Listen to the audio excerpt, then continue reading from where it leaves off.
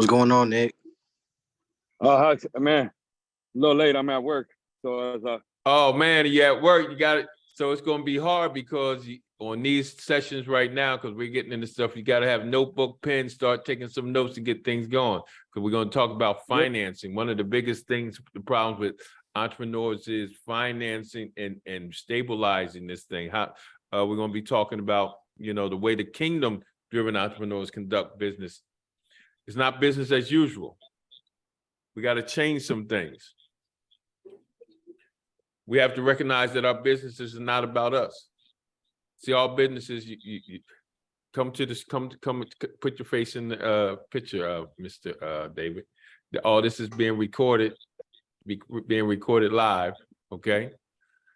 So let's talk about, as a kingdom-driven entrepreneur, you recognize that your business is not about you.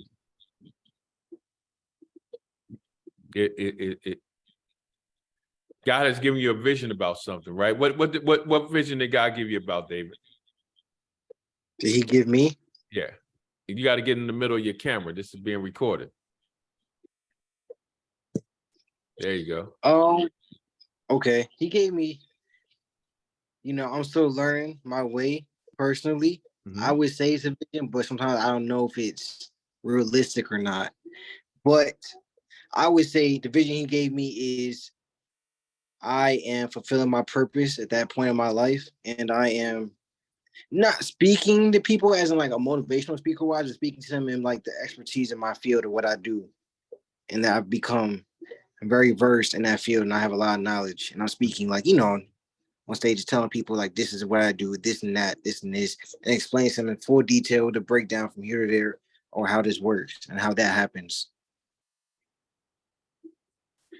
So when you think about your business it's going to have the ability. So I want to start getting our mindset into a different frame of mind when it comes to business, right? Because our business it has the ability to bring value, transformation, and financial abundance to those you serve, right? See, God got this divine plan for you. And it's to build up this kingdom that he has for us. And that kingdom is in the marketplace. Let me ask you a question. What would happen? Well, here it is. Here's the dilemma. A lot of times we just focus on strategy. We focus on product. We focus on service development, marketing, sales, and hiring. But guess what the biggest thing we neglect in business? Finances. I'm gonna say it again. You always hear us talk about, man, I need this business strategy. I got to get this product out. I got to develop this program. I got to do my marketing. I got to do my sales. Man, I got to hire people. But so often we never really focus on finances. See, financial management is too often an afterthought. Many entrepreneurs consider to be a daunting task, meaning I got to chase that bag. I got to go get that bag. I got to get that money. I got to get that money. Not understanding your back office is all jacked up and how long you're going to keep that money. The good news is that it doesn't have to always be that way. If you start listening to some of the guys that's out there, they'll be telling you, you're talking about business models, you're talking about strategies, you're talking about this, but when do you really talk about finance? What is your, and this is a question for y'all. What is your focal point? Let me let Pastor get on. So here's the question. How serious are you about your finances? But we always say we don't have finances for our business. Good morning, good afternoon, good evening, Pastor. How serious are we about finances, right? How serious are we about preparing ourselves for finances, right? And that's the question. What is our main focus? Our main focus is what? How do we market our stuff? How do we strategize our stuff? Right? Right. When do you really think about your finances for your business? That's the question. Well, I would say for me, I think about finance for my business When you ain't got no money? pretty much. So, what? Pretty much, huh? Pastor, But that's very important. go ahead. Oh ahead, no, David. I'll say that I've learned over the past probably month or two, last couple of weeks, that even just the little finances matter, the little fees you might have to pay monthly, quarterly, or annually, they all go into your revenue, and the revenue is different from your profit. That's two different things that come about with your business. Like revenue is just what your business makes, but profit is like what happens after when it comes out to production, everything else is taken out. Okay. Pastor, and I want you to hold that thought, because I'm gonna comment on that as we move forward, because I'm gonna show you how we really not thinking about our finance. We're really not preparing for finance. Go ahead, Pastor. When do you really think about your finances for your business? Unfortunately, I'm right there in the same boat, kind of. So just when I'm trying to pay bills, trying to get everything squared away. I can't say that's the only time, but that's when it gets serious, and that's when I get pushed to go, because I'm trying to make these ends meet. So it's got to do better than that. So that's and so it shouldn't be like that, but I got to get out of that. We got to get out of that. What about you, brother Nick? Well, I've had a couple businesses, so I mean, it starts out right away when we're looking for location, particular location, the area, how many people we plan on serving per that area. So you got rent, deposit, they have triple net, natural breaking points in leases. There's for me, kind of like right away, it goes into design, your feel, everything from the get-go. And even with that, then you still have to have your fire escape plan. So yeah, I think it starts right away once you get kind of your model of what you'll be doing. And there's always unexpected fees, like he said, cost, monthly upkeep. I mean, you anything can happen. So insurance, you can miss something like that, and then you're in big trouble. So you'll be struggling trying to get a whole nother down payment just to redo a new insurance plan. So I say it comes in right away. So let me ask you all this. So you think about your budgets before you think about your product or service? Yes. I'm gonna ask this again, and be honest with yourself. You think about your budget before you think about your product and service? I probably think about the plan first. Right. Think about my product first. What I'm selling. Who's selling it with me? A lot of people say location, but it's really who you have there. If you have at a barber shop, you have a tattoo shop, you have a certain program. Some people just come to see that person, just like a church. A lot of people will just go for that pastor and hear that man's sermon. So I need you guys to really pay attention. So actually, I made a statement. Financial management too often is an afterthought, because we think about the strategy, the product, the service, the marketing, the sales, the hiring. So financial things, it's an afterthought. We do this, we do this stuff first, and then we think about the finance. But let me take it from another kingdom's perspective, because if we get honest with ourselves, right? Most of us started business before, made some money, but something went wrong. So what would happen if you remove that stigma? Meaning, I got to get the bag, I got to do the marketing. What happened if you remove the stigma and instead thought about purpose and vision as it relates to money? So we got to start shifting this mindset. If I'm a kingdom entrepreneur, if I'm trying to build this thing in the kingdom, if God has given me a plan and purpose for my life, if God has given me this idea, if God has given me something to solve an identifiable problem, the cost is not an issue. I have to start changing my focus from more of a worldly system to a more kingdom system. So if I start thinking about, if I start identifying my money with my purpose and my vision, here's my next question. What if you were fearless with what if you were fearless with your finances, that you handled your money with care? How careful are we with our money? Think about it. If you did this assignment, right? And actually, hear what I'm saying, collected all your receipts for a week. And if you really did that for a week and pulled out all the stuff that you didn't have to really buy, let's just say it adds up to $10. And somebody get your calculator out.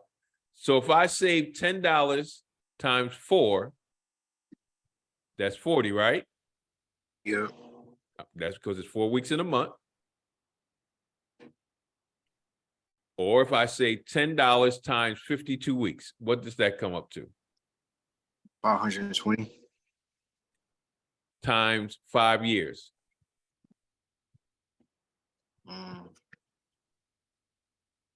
2,600.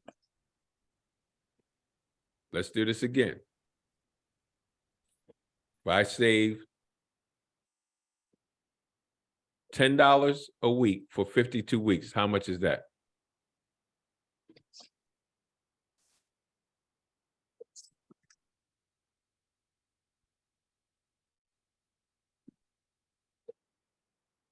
Yeah, that'd be 520. Okay. Now, go 5 times 52 is what? 520. Multiply that by multiply that by 5 years. And that's how much? You said 520 times 5, correct?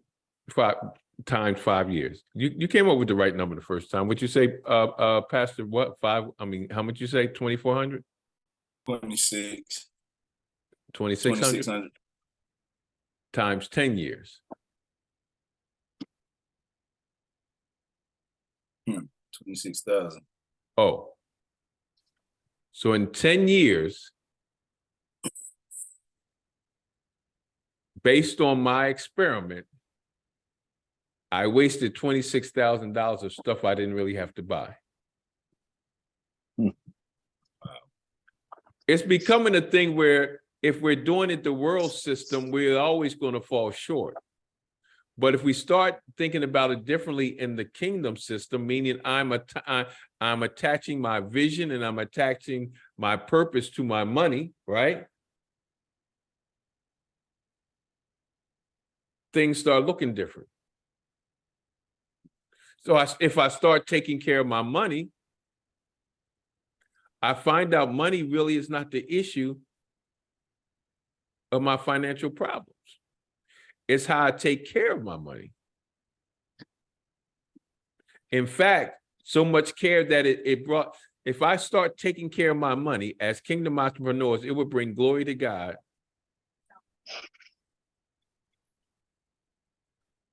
And he couldn't help but shower you with blessings.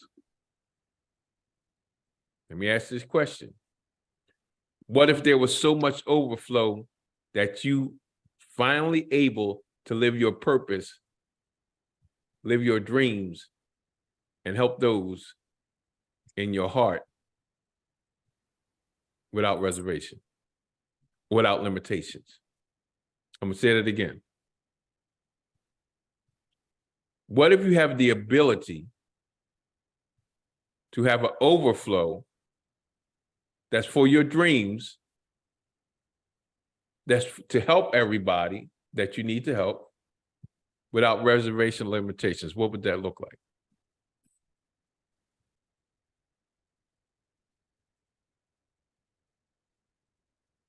That's a question. Oh, Rose gonna eat. What'd you say, Nick? I said the whole road's gonna eat then. Okay, somebody else. What would that look like to you? Stress worry free. Say that again. Said stress free, worry free. Stress free, worry free. Right?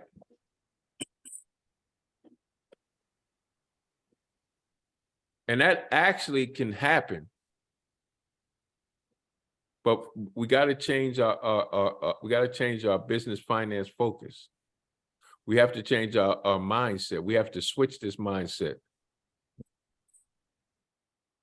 There's this mindset where I don't want to do this too. I must do this because God has given me purpose, depends on it. My purpose depends on me taking better care of my money.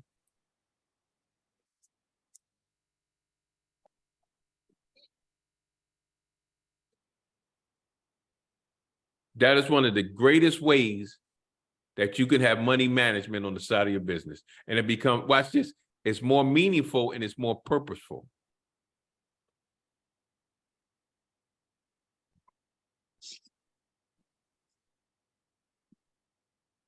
So if I'm putting purpose to my money and I'm putting purpose to my business, then the plan that has God for me, I have no other choice but to have an overflow. So money really is not the issue. If I start taking care of my money and attaching it to purpose opposed to marketing, strategy, and all those things that we put first. We need to put our finances first and attach those things to that. How many times so you have this big conference, this $5,000 conference, man, you get there, you get all this information and you're psyched up, you're pumped up, and you got all this information, you go back and you psyched up and you pumped up, but you use the $5,000 for the conference. So you can't, the things you learned, you don't have no finances to make it happen. Write this down: purpose and vision in my money management and business. Purpose and vision in money management and business. Purpose and vision in money management business.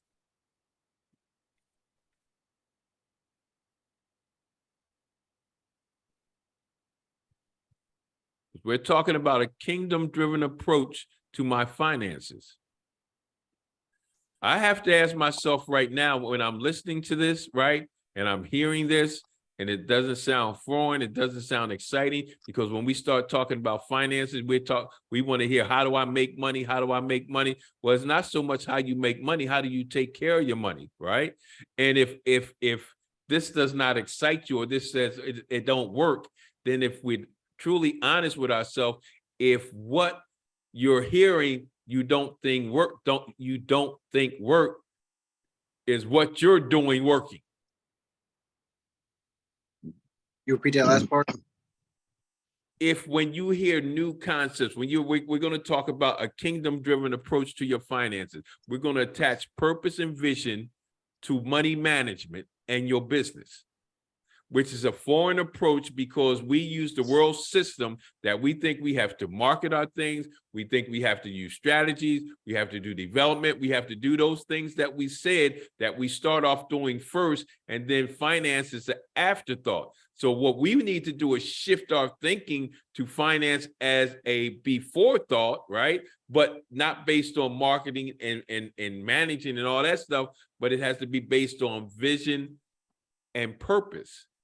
My money has to have purpose. Instead of me wasting and not caring where my money goes, I need to now focus on whatever that purpose is, whatever that purpose for my business is, that's what I'm going to attach my money to. You got to come from a place where I don't want to do this to I must do it because God-given purpose depends on me. This God-given purpose that you have depends on that you create an overflow to do the things that you need to do. See, the kingdom approach to business finance requires a non-traditional perspective to money management. Y'all all made money before. You get money every week. But when we have to change our perspective about money management, it changes the way you think about and handle God's finances, financial resources in your business.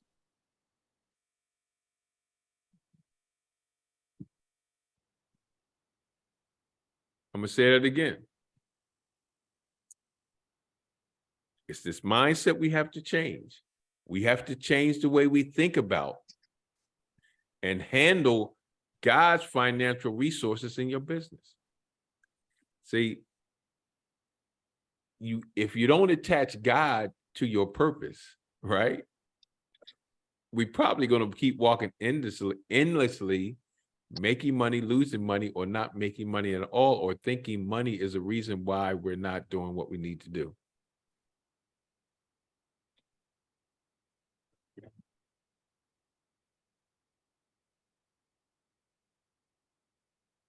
See, because what God does, he uses your business as a platform to generate enough money or enough income, or what we want to say, an overflow, that you can fund your greater purpose. Excuse me, Mr. Ray. I could say something. Of course, you always can say something. You always say something anyway. But I need your face on the camera because it's being recorded. Okay. So you just said attach God to your purpose. No, I said attach your money to your purpose. God gives you a purpose. Okay. You want me to give you an example? All right, let me give you an example. I went through 20 years of drugs, alcohol, homeless, prison, right? Substance abuse. When I got saved, when I got born again, God allowed me to open up a housing program for guys coming out of prison, homeless, substance abuse. So I started in my house. So all the money I had, I used towards what? My what? My purpose. Opposed to using it to marketing or strategies. I used it towards my purpose, meaning I used the money to buy beds. I used the money to buy food for the guys. I used the money to buy equipment. I used everything that I brought was tied to my purpose, to that discipleship program.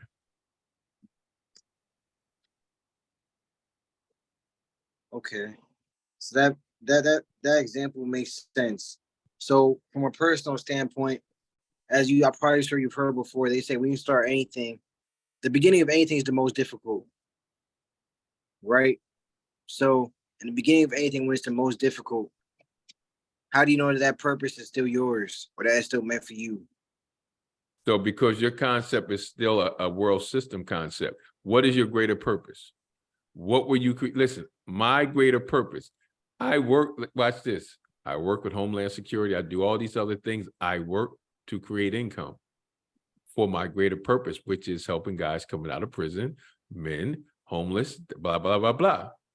God allows me to work in a secular job to create income for my greater purpose. If the problem is most of us don't understand our greater purpose that God has for us. We're going after jobs and we're going after money, right? That's not solving the problem that God has placed in for you to solve in this earth. There's a void in this earth, right? That he wants you to solve, right? And he has kingdom-driven entrepreneurs like yourself. And the only way you can solve that, we have to be able to create overflow in our greater purpose that we can do those things. So as long as we remember the first thing I said, the kingdom-driven approach to business requires a non-traditional perspective on money management. So all the things that we have learned up to today, right? I will be challenging each one of those things. Because you have to ask yourself, if all those things that you're responding to me right now worked, then you probably wouldn't be on this call right now.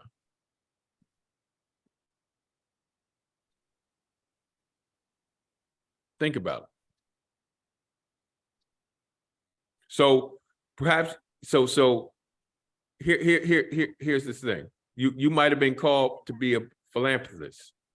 You might have a desire to build group homes or after-school programs in your community. Maybe God has called you to start new ministries or assist in funding of existing ministries. Maybe God has called you to be a financial guide to the kingdom of God. Maybe God has called you to do these things that is your purpose. Whatever your you write this down, whatever your greater purpose is, whatever you're desiring your heart to live out is going to require money to effectively make it happen and to make an impact. I'm going to say it again. Whatever your greatest purpose is, there's a greater purpose in your life than just going to work every day.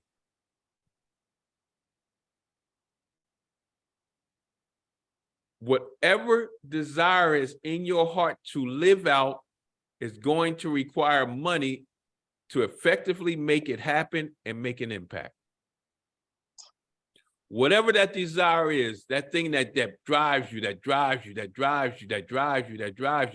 in order to get that out, in order to be effective, it's required for you to have money.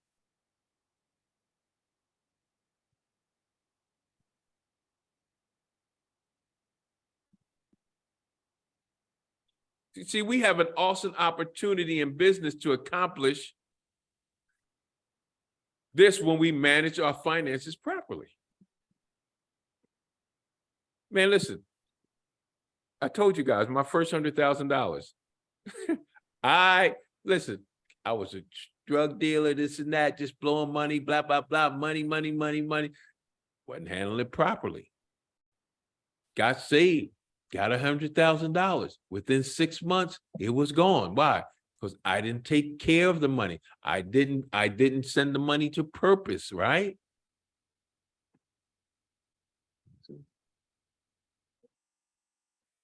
I didn't handle it properly.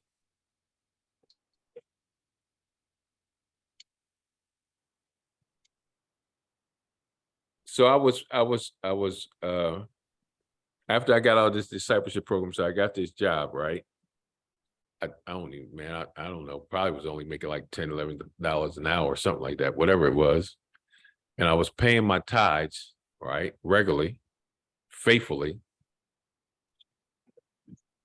I was handling my money properly. I was paying my bills on time. I was paying my tithes. And it seemed like I was never broke. Then when I started making money, I was hitting and missing with the tithes. I was buying things that I didn't. It seemed like I started living paycheck to paycheck when I was making $75,000 opposed to making $30,000. How many times have you got that raise where you thought life would be easier and you found yourself in the same condition or worse than when you was making less? See, so it's been like that. Say that again, Nick. It's always been like that. More money, more problems, more responsibilities. Yeah, you got to change. You got to change with it. Only because we have not learned to handle it properly based on purpose and vision. So this session, we're going to learn practical ways to manage your money finances with both purpose and overflow in mind. So we're going to change our mindset where purposely our money is going to be directed at purpose in order to create overflow. So this is the things we're going to learn this session. How to make your money with intent and grace. How to make money with intent and grace. Number 2, how to be strategic and purposeful in spending. If we're going to do a strategy, we need a strategy based on purposeful spending. How to be strategic and purposeful in spending. So that means I'm going to learn how to, when I spend money, it's going to be based on my purpose. It's going to be based on the vision, that it's going to be directed to things that's going to make the kingdom bigger. It's going to be directed that's going to make my greater purpose easier for me to achieve. Number 3, how to manage your finances in a way that shows gratitude for what you've been given and demonstrate to God that he can trust you to be a good steward. I'll go back and say it real slow again. How to manage your finances in a way that shows gratitude. You said it a different way the first time you said, so God can trust you to be a good steward. No, that's at the end. No, it's at the end. Yeah. So how to manage finances in a way that shows gratitude for what you've been giving. Remember, that's a key thing. Underline what we have been giving. It ain't something we earned, right? What we have been given, and God it demonstrates to God that he can trust you to be a good steward. These raises, these jobs, God is the source to these raises. God is the source to these jobs, right? God is the source to any financial blessing. And what he's trying to tell us, and what we need to start, we have to take better care and properly manage that based on what he wants, based on the purpose he has for us.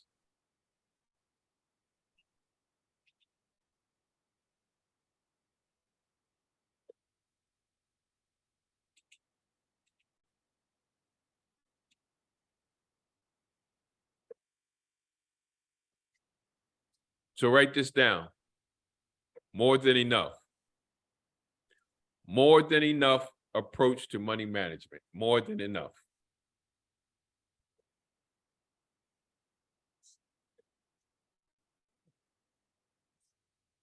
And here's something striking, right?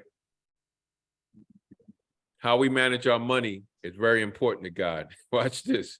In fact, it's always talked about in the Bible. He talks about all through the whole Bible.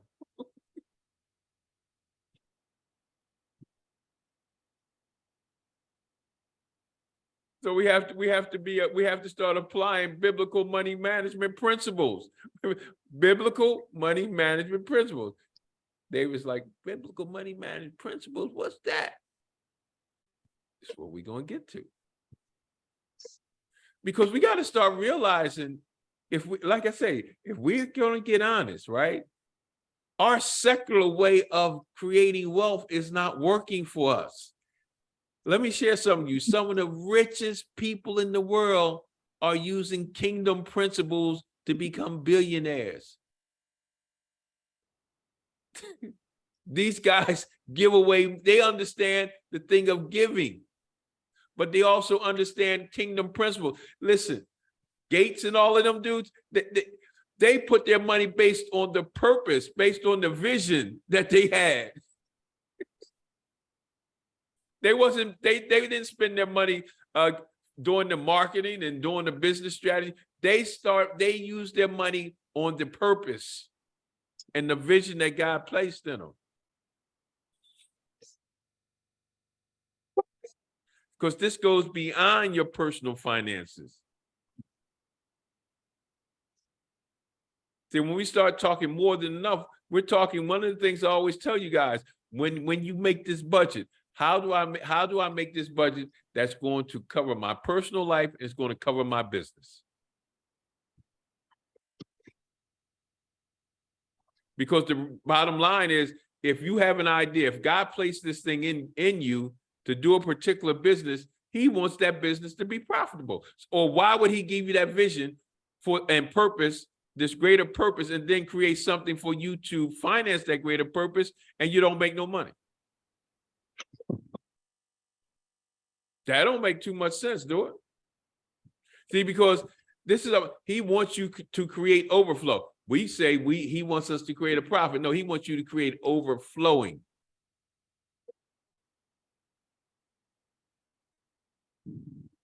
And one of the greatest ways to do it is proper stewardship of finances. Be more careful with your finances.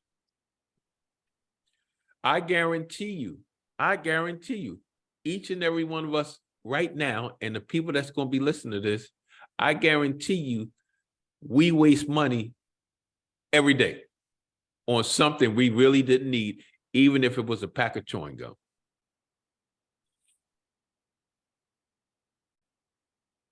Think about it. Coffee drinkers. Go to Starbucks, $3 coffees. And you get a coffee a day. 7 times 3 is what? 21. Do the math. Do the math over a 10-year period, right? $21 a week. $21 a week on a cup of coffee.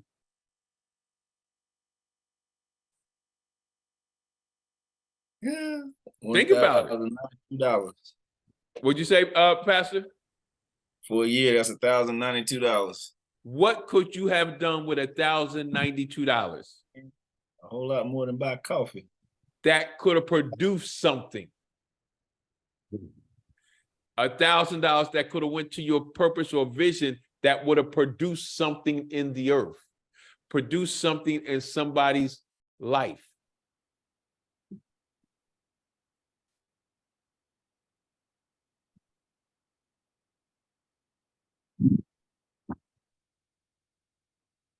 So when it comes to overflowing your business, there's 6 areas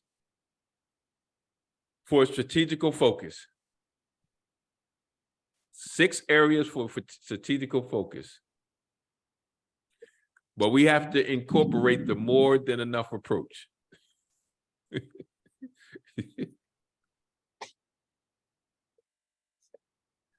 So when you talk about more than enough approach to financial management, it requires strategies on how you, 1, make money, 2, spend money, 3, manage money, 4, save money, 5, grow money, and 6, give money. Let me say that again.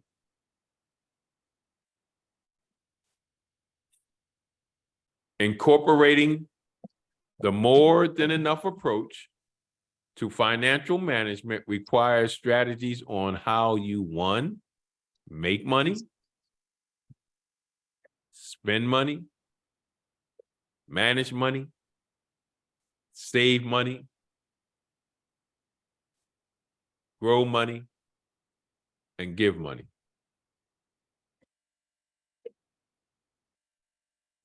See, all these are critical areas or critical components on making money to create a surplus of profits or surplus of overflows that can be used to support and finance the goals and dreams of your company.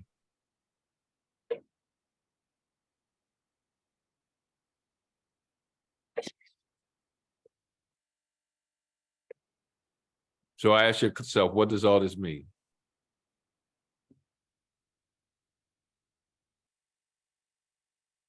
So how I've been doing this thing for a while. I'm a kingdom-driven entrepreneur. I'm running a business. I'm getting ready to start a business. How can I integrate this more than enough approach into my business or into my enterprise?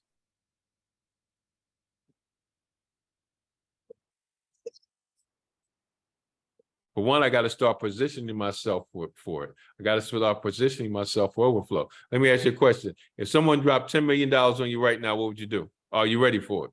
Be honest.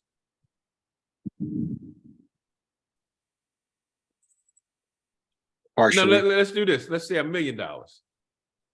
Are you ready for it?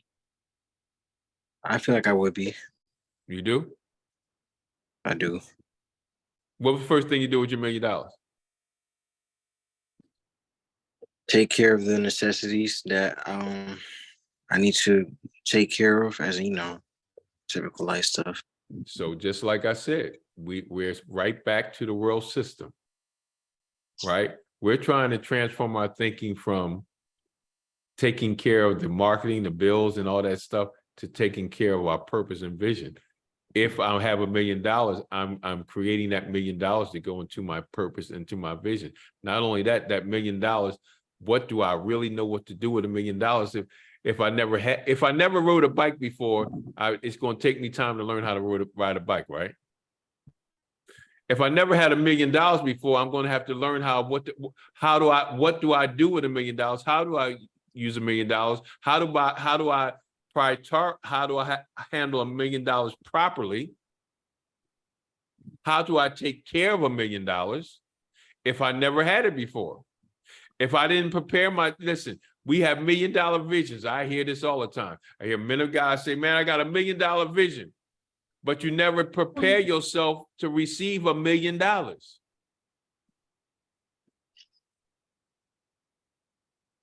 Because it's a process of positioning ourselves for overflow. Listen, he said, God said, if you could take care of a little, I can give you more. That means, watch this, I'm preparing myself for more.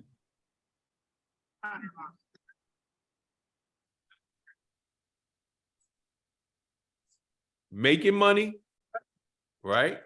Spending money and managing money are the 3 financial activities which position and prepare you for financial abundance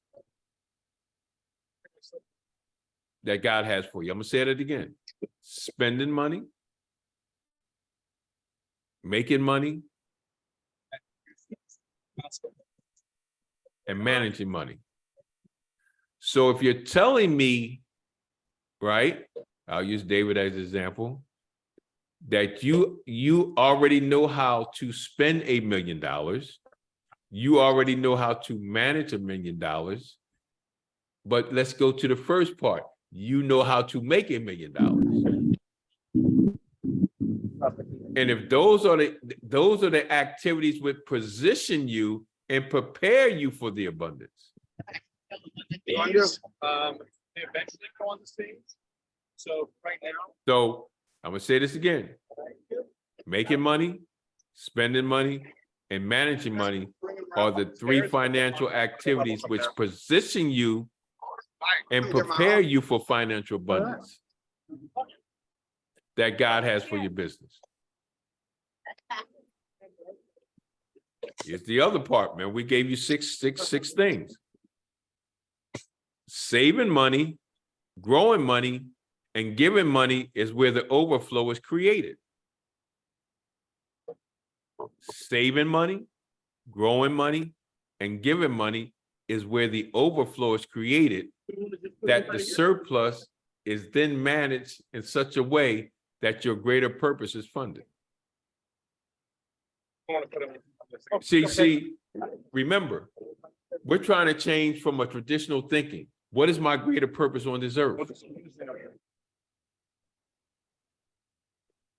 What was I created for? Mute yourself, Nick. Yes. Listen, what was I really was created for?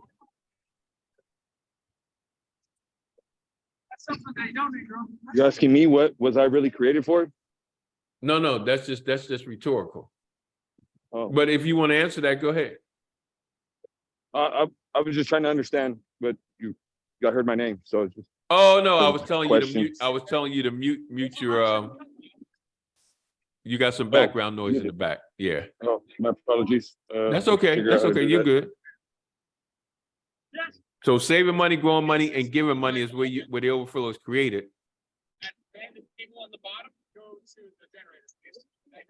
Saving money, growing money, and giving money is where your family and others are able to benefit bountifully from the abundance. Saving, growing, and giving. I think I'm starting to understand what you're saying. So correct me if I'm wrong. What you're saying is you pour into the purpose and the vision, and the overflow from that will take care of everything else, if I'm right. We'll take care of everything else. I feel like that also comes with, this is my it comes with trust. You know, trusting that what you do will produce results, even if you can't see it at the moment. Who you trusting? Both myself and God, to make sure to have it work. You don't have to trust yourself. If you trust God, you'll be fine. See, watch this. See, if you're trusting God, you're just doing what he purposed you to do. You just have to do it.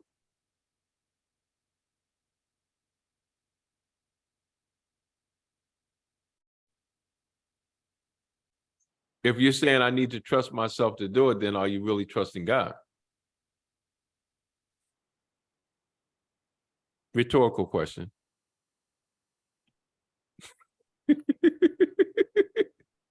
So what I'm liking about David, see, this is why I love David so much, because David,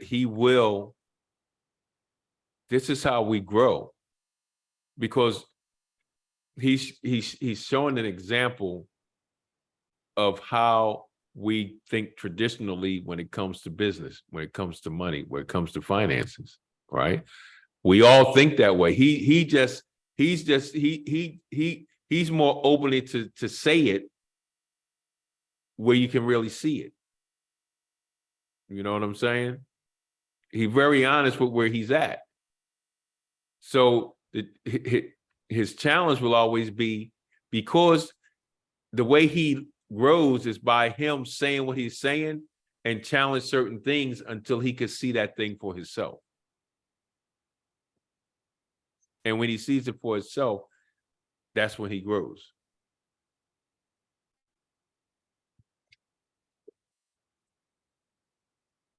See, there's going to be areas that we're going to cover in detail. So when we're talking about, write this down, positioning for overflow. Oh man, we only got, actually we over time. We'll do okay, we'll do this. We'll do the 6 and then we'll cut it short. All right, positioning yourself for overflow. First one we said, making money. Generating consistent revenue in your business through services and or products that are aligned with your purpose. Determining your most profitable product service to maximize income, establishing value-driven pricing. Now, let me unpack that thing. I'm gonna say it again, right? I'm gonna unpack that thing. Generating consistent revenue in your business through a service or a product, right, that is aligned with your purpose. Determining your most profitable product or service to maximize income, establishing a value-driven purpose. Okay, so what it is this. I'm solving, and you hear me say this, I'm solving an identifiable problem that adds value to my customer where cost is not an issue. There's this one particular thing that I do. I will do this consistently. For instance, I do 10 things or I do 5 things, but there is this one thing that I consistently do every month that solves an identifiable problem for one of my customers or for a service I provide or a product that I sell that adds value to them where cost is not an issue. And until I have that one thing, because that one thing is going to consistently, month after month, watch this, that maximizes income, because you can get reoccurring income. It could be $50 a month, right? Residual income, that's what they call it, residual. Every month, you got 5 people paying you $5. That's consistent, but is it maximizing income? So you have to understand what is that one service or product that's going to maximize income every month, no matter what goes on. You know you're going to get, just use an example, you know you're going to get $150 to $200 from this product every month, no matter what. What is that thing? Was that the financial product you were talking about a couple weeks ago? What, a couple months ago? That's similar to the same one where you was like that one product we all should have that makes that one product that you should have. Remember, it's that one product or service that you should have that's going to feed into your greater purpose. If we start looking at what we need to fulfill our purpose and our vision, right, instead of fulfilling our pockets, the overflow will come. But what is that one thing that going to give you consistent revenue every month? And we're not just talking about 20, 30, we're talking about that one thing that's going to maximize your income and is established by a value-driven pricing. When we talk about value-driven pricing, it has everything to do with just value, period. I don't care if you've been in business 30 days or if you've been in business 30 years. And we're going to talk about pricing. I am going to price my business based on my value, not based on how many years I've been in service. And we're going to talk about fear pricing. We're going to talk about all that stuff, right? Because you can't make the money if you have a fear of pricing. If you're not a value-driven pricing, this is what I'm worth. We're going to break that down next week, right? It's a lot to unpack in all this stuff, right? You should be asking a lot of questions during these sessions. I'm going to use this last one. We're not going to go through all 6. All right, let's talk about number 2, spending money, right? Strategic and purposeful spending that will not deplete your cash flow. I'm going to say that again. Strategic, and notice we keep coming up with the word purposeful, because it's dealing with purpose, spending that will not deplete your cash flow, strategy, investing on expenses that bring a return on investment for your business. Strategy, investing on expenses, what I'm spending my money on, that brings a return on my investment for my business. If I'm spending and it's not bringing an investment, why am I spending on that particular thing? If I have a service, what are some of the things that I need that I'm spending on that's going to increase my service, that's going to increase my value, that's going to increase my income?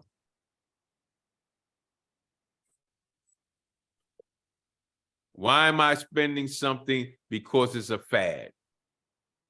If I go to this $5,000 workshop, what type of return am I going to get out of it?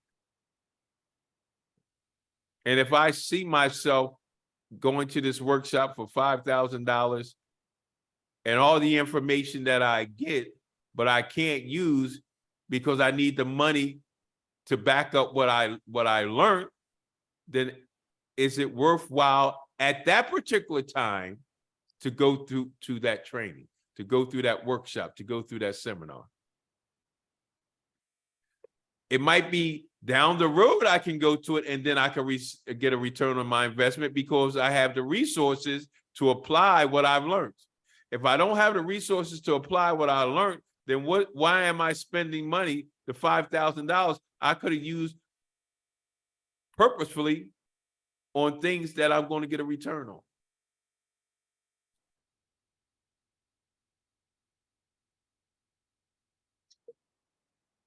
Rethink non-traditional thinking.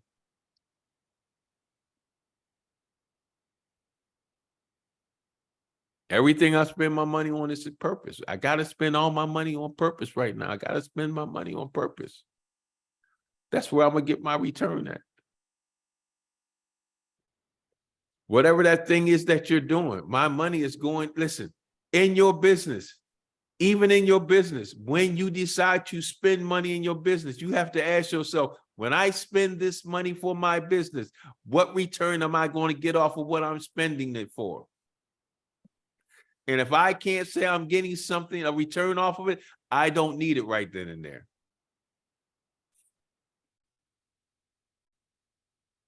You apply that same principle to your finances at home.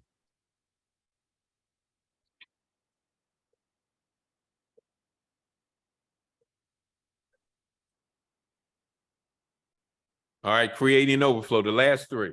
Saving money. Saving money. Watch this. Planning to save for paying business taxes and business growth, investing in yourself, reinvesting in your business. I'm saving money to pay for taxes and growth.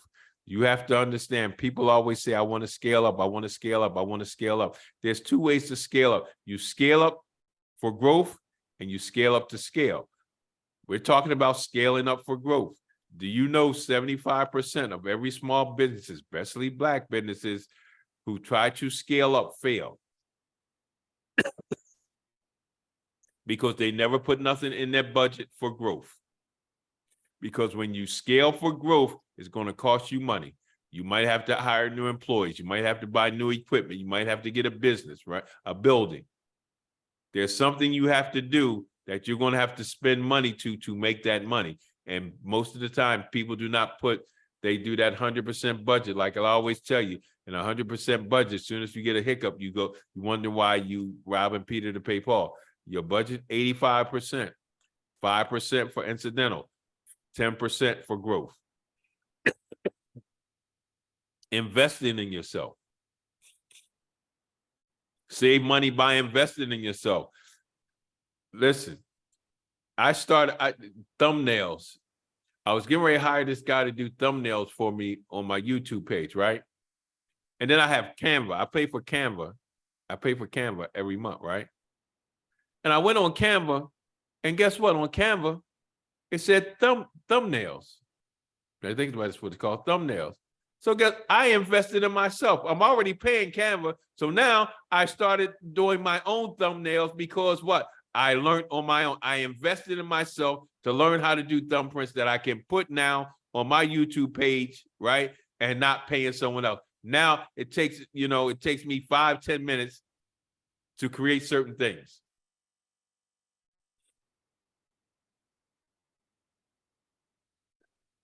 Let me see something here.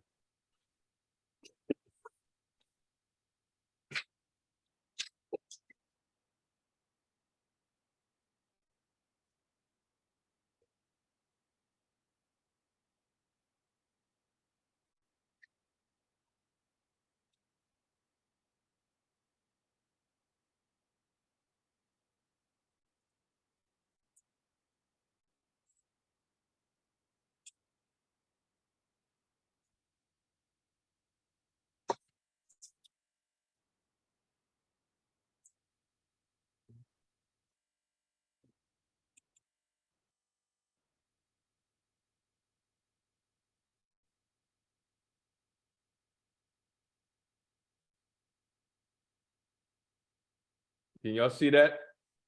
What y'all see? Yeah, I see that 7 principles. That's a thumbprint. I made that. And that goes on my YouTube page.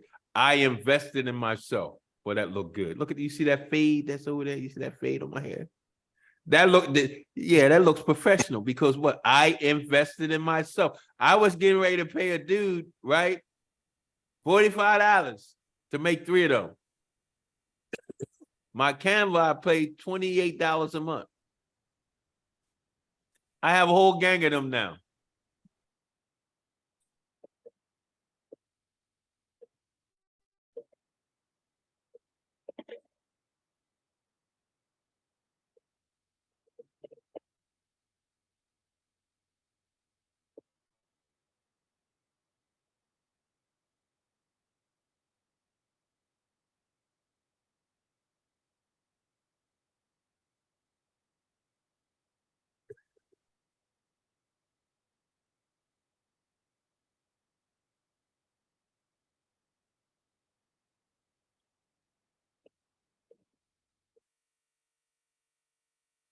Watch this.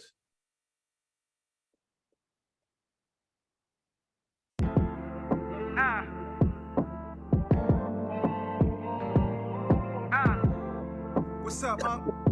It's your nephew, L.A. Mars. We gonna do it one.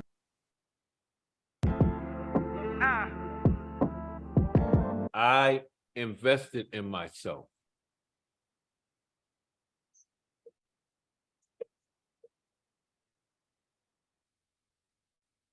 I invest, so saving money, I invested in myself. So I spent, look, I spent money for Canvas.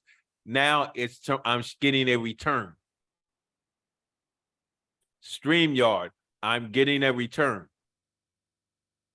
YouTube, Zoom, I'm getting a return. Those three things, I'm getting a return. Next one, growing money. Leveraging surplus cash in a business and putting it to work for you. Instead of going out with that surplus, going out treating yourself, put it back into the business. Put it back into buying that Canva, that app. Put it back into the business to buy StreamYard. Put it back into the business to get Zoom.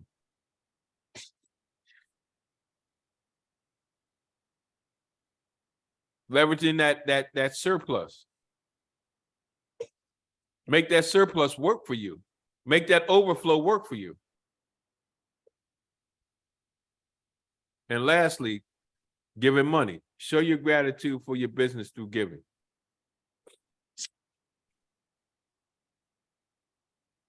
I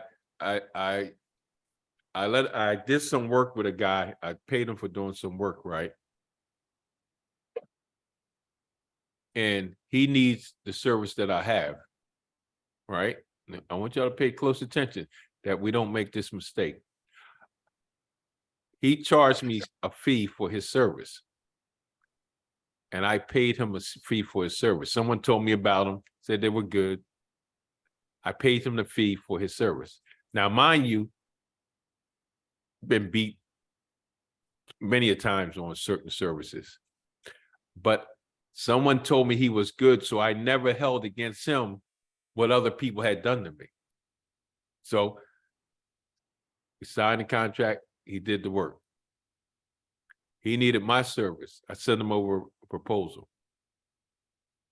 He said, well, let me check it out because in the past, people have ripped me off and I paid for this and I didn't get value out of it. I didn't say nothing the first time.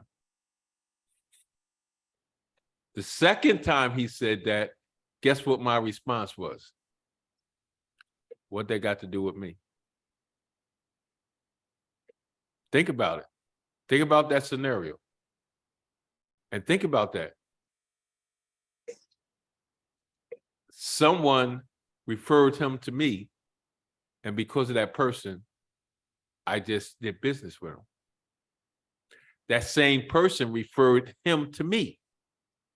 But he had a question, should he do business with me based on other people, even though I just got done doing business with him?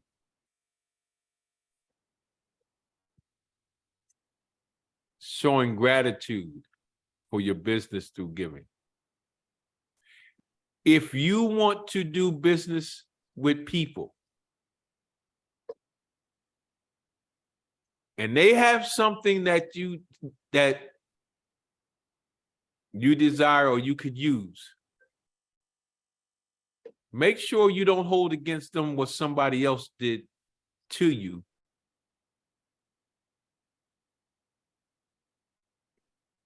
And pretty much say to them,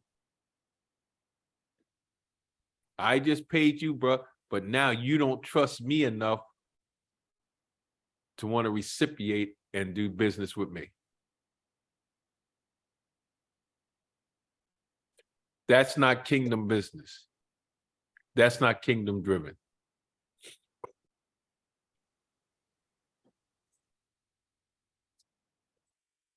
So I'm gonna leave you with this. More than enough. Remember, we're talking about more than enough, more than enough. Financial management makes purpose the focal point of managing your money so that fear is no longer the driving force. He had fear. to want to do business with me. See, more than enough, it creates an environment conducive to consistently and confidently producing a surplus.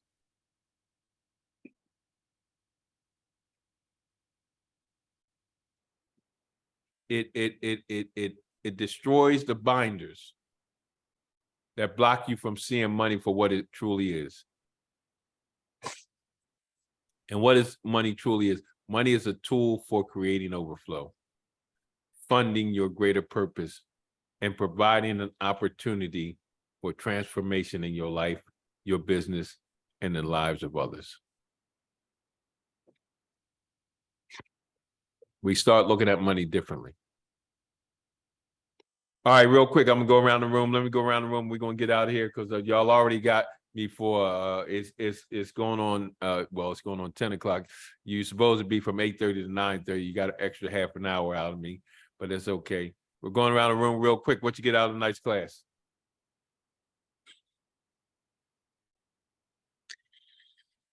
I got it that it all goes down to the way you think about money and how you conduct yourself with money, and that that when you pour into your purpose, when you pour more into yourself instead of, like you said, worldly things, that gives you more of a return than just pouring into right now, which can cover you just for the moment. Okay, next.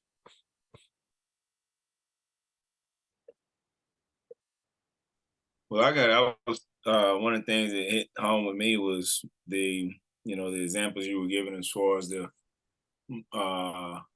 money that we spend that could be used somewhere else. Like you said, even down to buying a pack of gum. But just when I did the math, I'm not a coffee drinker, but when I did the math on that, that just one cup of coffee from somewhere like Starbucks,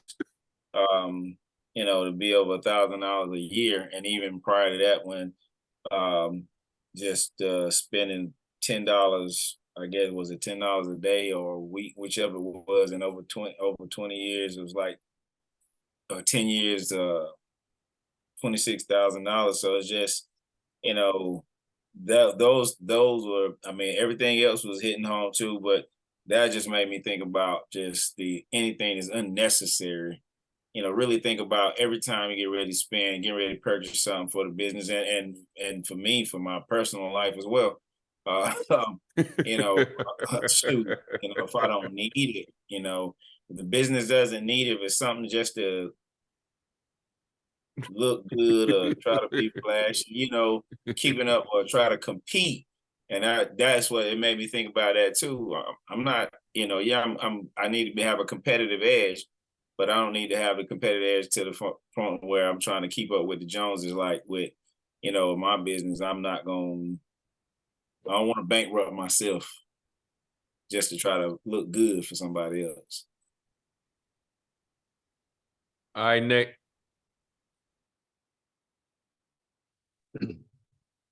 Oh man, I got a lot of notes tonight. So it's everything's logical, and just like you said, just rethinking a non-traditional way. I mean, I got notes everywhere, but it's really a lot of logics and your purpose.